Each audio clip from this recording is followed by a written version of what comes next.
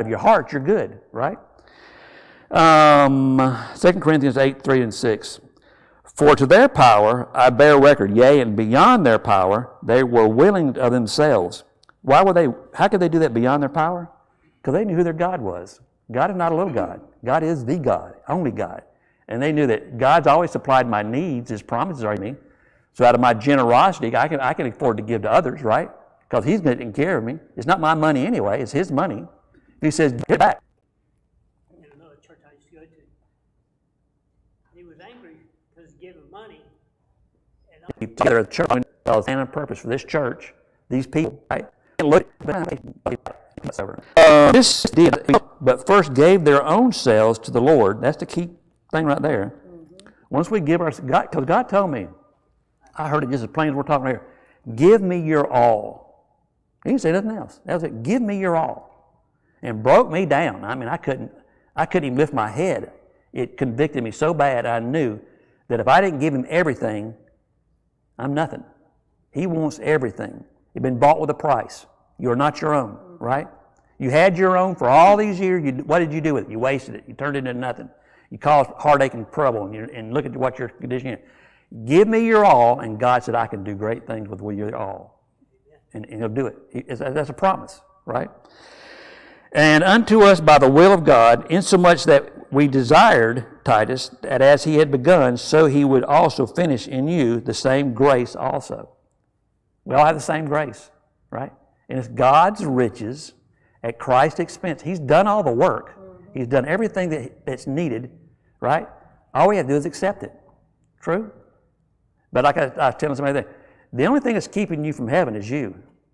You know, your pride, your arrogance, your stiff-neck, hard-headedness, all that. You. It's a free gift. If I laid this pen down right here, anybody can have this if you want it. Somebody will want it, because somebody don't have a pen. I didn't have one this morning when I was in there. I had to go get a pen. It's a free gift. Same thing with God's salvation. It's a free gift given to all men. Whosoever shall call upon the Lord shall be saved. Is there any questions about any of that? What's so hard about that? Nothing. Right?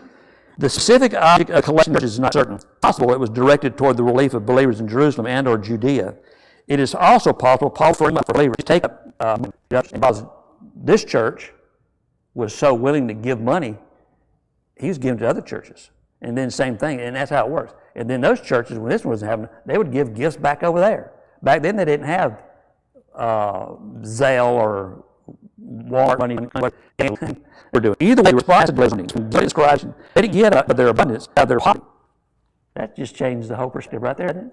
It's easy to have quarters, but I had quarters. Remember the lady when it was fixing it. She had one bit of meal. She had 2 sticks that she was going to start her fire with to make the meal to feed her son, and then they're going to die. But out of her heart, because she believed in God, knew God was taking care of her, she gave to the prophet. What happened? She was blessed from then on because of the oil, right? Remember that? So that's how God works. Hey, you have with me. You got him. Your Savior. Who is God? Oh yeah, I forgot about that. Right? Neither did they give under duress. Is that where I'm at? Neither did they give under duress. Paul made it clear to the Corinthians he had not manipulated or pressured these sacrificial gifts. Remember it says that God loves a cheerful giver? Yep. You know, you get these preachers up there and you say, oh, here it comes. It's the tithe sermon, you know. You're going this time of year. I wish I'd have stayed home. I could have watched basketball or something, you know. But here it comes. Give your money, you know. I don't think he ever did that, did he? And there's a lot of people think like that. They do. All they want is money. Yeah. Every time, what are they spending that money on? How much they pay that pastor? He's on vacation. I guess I paid for that vacation. Look at that new car he's got. I guess I paid for that. I only work 2 days a week. Yeah, I only got a couple hours a day. He doesn't do nothing. Sorry, rascals aren't. You ought to follow one around one time. See how much this guy, if he's a true pastor. Exactly. He's 24/7. He has no spare time.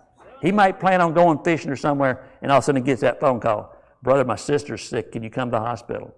Brother, so-and-so, you know. They're on 24/7 call. And really and truly, that's how we should be. If somebody calls me in the middle of the night and says, I've got to speak to somebody about the Lord, you better be up.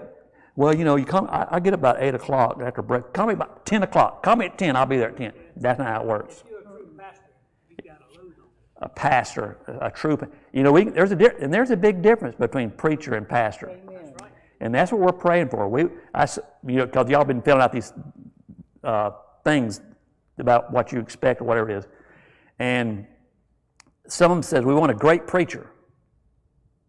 You want a great pastor. You want a great pastor also. Preacher can come here and preach. When he leaves, he's But, done. but that doesn't mean that we got to have a pastor that's going to meet all of our needs.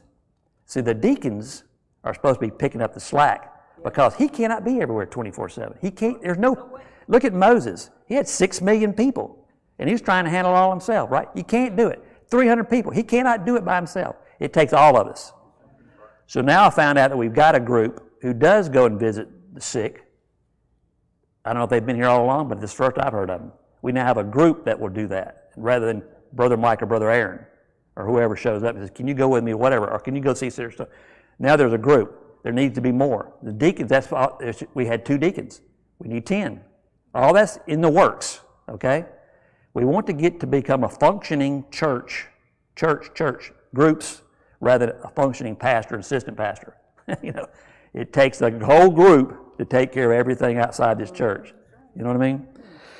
Well, I guess I better give something to the love offering the church is collecting, but that sounds more like guilt than grace. How do you think of that? How would you like it if God says, well, I better do something for Buddy. He's going to church. Maybe I'll hit him tomorrow, not today. Yeah. But, he can wait because I think I'm going to give it to Sister so-and-so over there. She sings better than he does, whatever. That's not how God is. No. The real question is, do I have to give or do I get to give? That's not all testimony be. That's the most givenest people I've ever met in my life. We're doing it for him. The Macedonian